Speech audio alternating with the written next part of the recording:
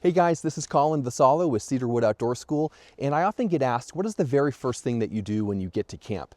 And I'll tell you, before I ever set up a shelter or even start a fire, I like to get my pack up and off the ground. And I do that for two reasons. Number one is I want my gear to be dry.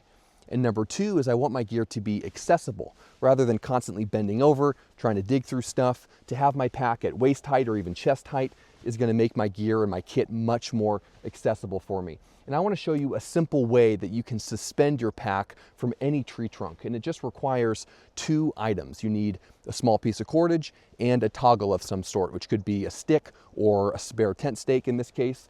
And all we're going to do is pull out, I always have a piece of utility cordage in my pocket. It's a piece of paracord. It's about 6 feet long.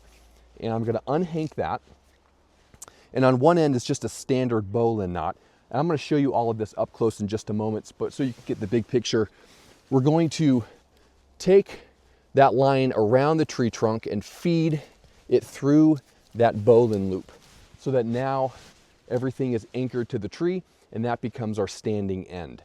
And then we are going to turn the rope over the running end here and walk up and pull a loop through, which creates this pocket, which we can put either a stick or, like I said, a tent stake here and cinch everything down, where we have what we call a marlin spike hitch. As you can see, is not going to go anywhere.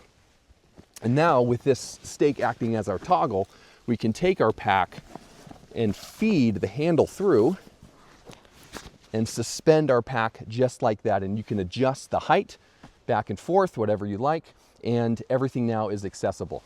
The other nice thing about this, before I show you up close, is that when you come to leave camp, it's just a simple process in reverse. Take your pack out,